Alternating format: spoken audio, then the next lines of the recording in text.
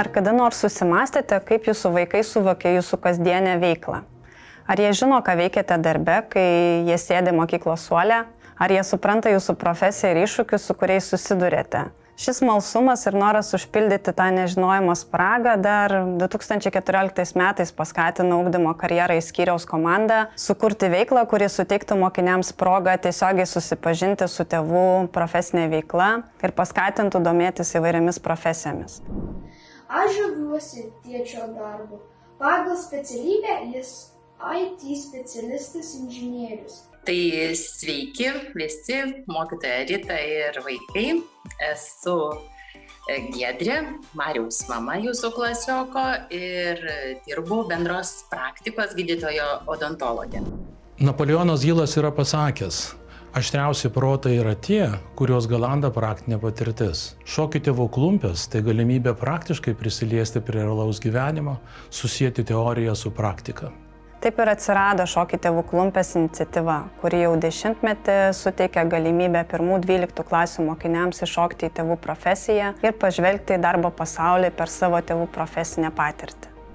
Iniciatyvos kasmetinis nuoseklus koordinavimas atnešė savų vaisių. Šiais metais turime neregėtai didelį dalyvių skaičių. Į iniciatyvą šiais metais įsitraukė visos Lietuvos savivaldybės. Dalyvavo daugiau nei 350 švietimo įstaigų, o profesinio veiklinimo paslaugas gavo daugiau nei 51 000 Lietuvos mokinių. Iniciatyvoje dalyvavo beveik 3 000 karjeros specialistų ir kitų pedagogų, bei 3 000 mokinių tėvų ir kitų artimųjų. Buvo aplankyta beveik 2500 darboviečių. Iniciatyva skatina pradėti pokalbį dar namų aplinkoje, kuo vaikas svajojo būti, užaugęs, ar kuo tėtis mama svajojo būti ir kokios profesijos atstovų yra šiandien. Iniciatyvos tikslas yra tiesiog kuo anksčiau pradėti tą dialogą apie karjeros pasirinkimus tarp tėvų ir vaikų.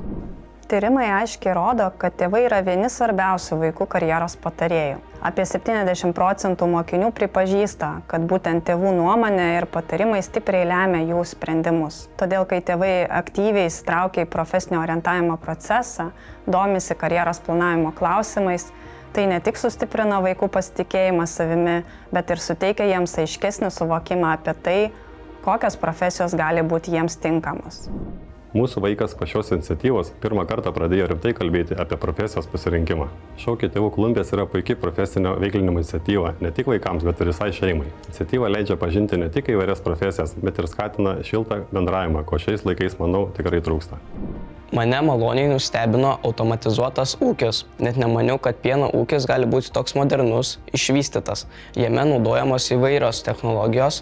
Mes, jaunimas, ūkius ir bendrovės įsivaizduojame senų fermų pavidalu. Tad pamatyti realią veiklą jame, susipažinti su darbuotojų atsakomybėmis ir profesijomis yra labai naudinga. Mane labai sudomino tėčio profesija ir jo veiklos laukas. Be tėvų taip pat labai svarbu įtraukti mokyklų bendruomenės ir skirtingas įmonės bei įstaigas. Mokyklose mokiniai gauna struktūruotas žinias, o įmonės suteikia galimybę pasinerti tikrą darbo aplinką per praktikas, kurios padeda mokiniams geriau suprasti, kokių įgūdžių reikalauja šiuolaikinė darbo rinka.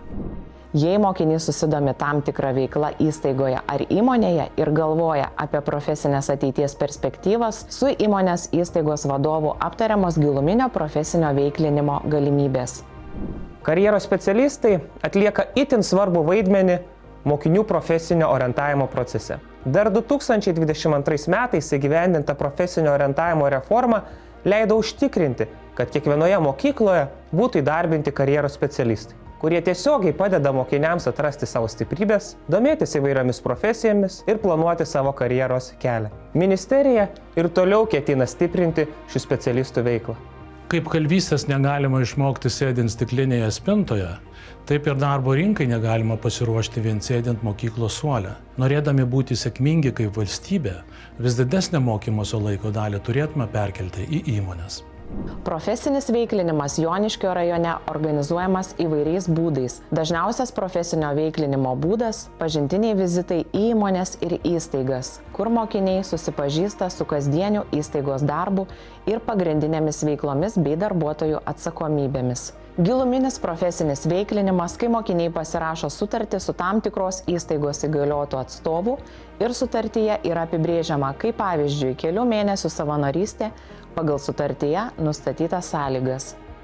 Iniciatyva Šoki tėvų klumpės yra puikia galimybė mums, mokiniams, susipažinti su tėvelių profesijomis, įvairiomis jų užimtumo sritimis bei žinoma karjeros galimybėmis. Dalyvaudami tokiuose projektuose mes plečiame savo akiratį, didėjant galimiems profesiniams pasirinkimams bei sprendimams, kurie lemia mūsų ateitį. Dalyvaudami profesinėme veiklinime mes turime unikalią progą pasitikrinti, ar tikrai norėtume ir ar tikrai galėtume sekti savo tėvų pėdomis. Man asmeniškai ši iniciatyva labai patinka.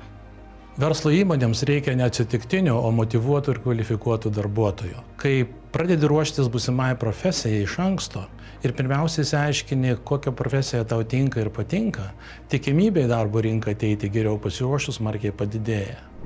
Žvelgdami į iniciatyvos ateitį, matome, kad atėjo metas žengti į naują, ambicingą augimo etapą. Šiuolaikinė darbo rinka keičiasi sparčiau nei bet kada, todėl natūralu, kad ir mūsų iniciatyva turi evoliucionuoti, kad atlieptų šios pokyčius bei atvertų dar platesnės galimybės jaunimui.